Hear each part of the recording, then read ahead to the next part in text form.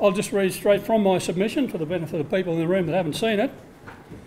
But after reading the draft of the proposed local laws and having attended the drop-in sessions and meeting afterward at Daylesford Town Hall on December the 3rd, I wish to submit, and actually that's a point I'd like to just make with Council. I've put this submission in as a complaint and an objection.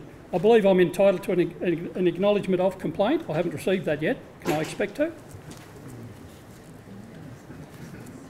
So, yeah. Firstly, as someone born and raised in Daylesford and whose family has resided in the area for 6 generations, I wish to point out that the restrictive and totalitarian nature of these new laws is totally repugnant to country people who have always enjoyed a fair measure of freedom in their lives and lifestyles. These laws can only be described as draconian and un-Australian, and I object strongly to the fact that they are being forced upon us by a city-centric council with an urban mindset in collaboration with a Collins Street, Melbourne law firm, Macquarie Local Government Lawyers.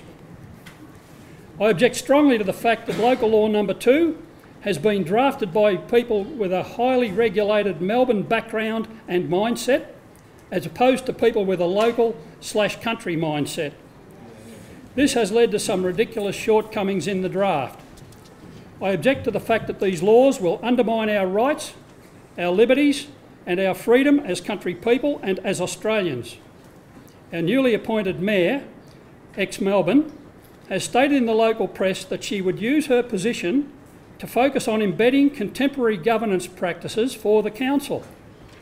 My concern is that these contemporary governance practices also mean greater powers for enforcement officers, over-the-top and unreasonable fines, a Big Brother-like system of infringement notices and exorbitant permit costs. Perhaps the increased revenue from this system will make up for Council's claimed shortfall in rates to allow for even greater expansion of the monstrous bureaucracy which is deceptively entitled local government.